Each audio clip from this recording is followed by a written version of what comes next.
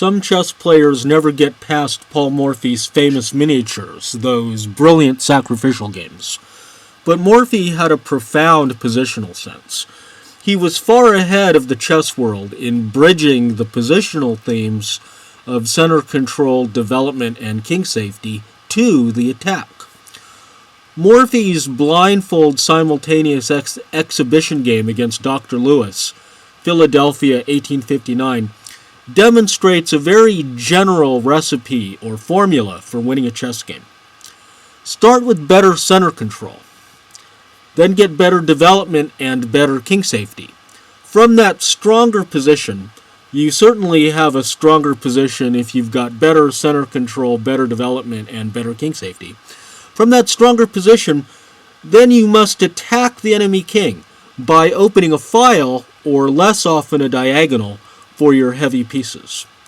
And after 2 bishop b7, why did white play bishop d3 to guard e4 rather than the wholly natural knight c3? White already has better center control, for 2 pawns in the center to none. As long as he brings a new piece up with each move, he'll always have equal or better development. And by developing kingside pieces first, that's why bishop d3 rather than the queenside move knight c3.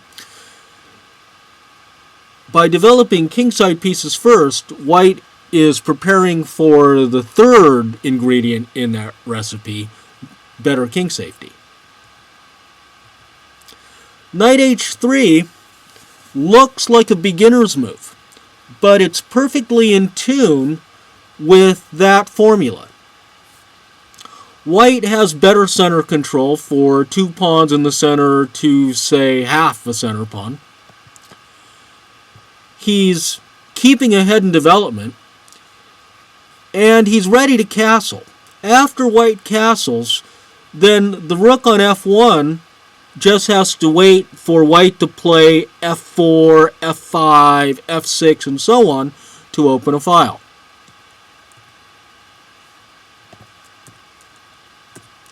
And 5e5 guarantees that white always has a better share of the center.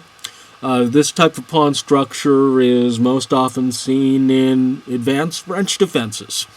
So a typical black scheme in the advanced French is to aim his counterplay at the d4 pawn by playing a pawn to c5, the queen knight to c6. Then the king knight often goes to h6 and f5 to coordinate, to cooperate against d4. And when black plays knight g6, it merely presents itself as a target for f4 plus f5. The cracks in black's position start to show in case of 8 knight h4, because then white can swap on e6 and then fork with queen g4. But black's position doesn't improve after 8 ef, 9 bishop f5, and bishop c8. Because after this exchange on c8, black has fallen further behind in development. Every even exchange at the chessboard, pawn for pawn, bishop for bishop, every even exchange at the chessboard favors the side whose pieces come forward as a result of the trade.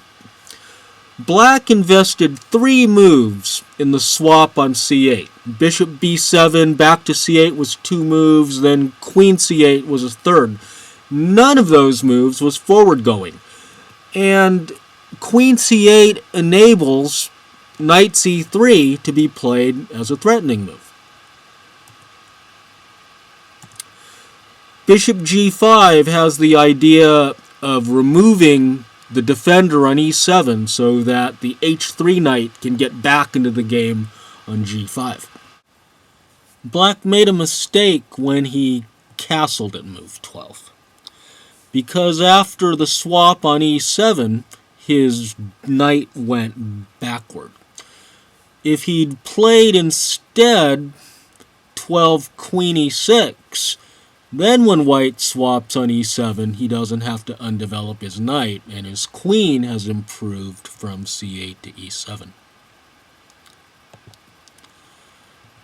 But 13 knight e7 brought a black piece backward, and now 14 queen h5 introduces the queen, and if the knight hops to g5 next, there's a double threat against h7 and f7. And so h6 keeps the knight off g5, but white's pieces keep coming forward. Rook f3 makes room for the second rook to play. And after each piece has taken its first step into the game, now the queen knight takes its second step in the direction of the black king. White center control shows greatly in this position. The e5 pawn stops the d7 knight from joining the defense of the king side on f6.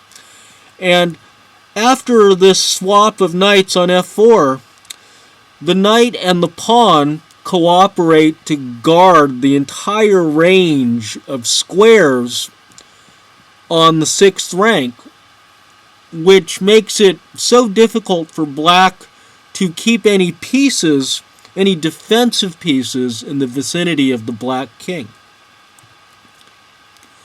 Now that the knight has been cleared off g6, rook g3 pins the g7 pawn and threatens queen h6.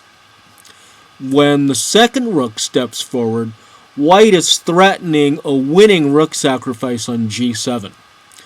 Black saw that, so played rook g8. But now the f7 pawn is exposed, and knight h3 discovers a threat. White wrapped this up quickly.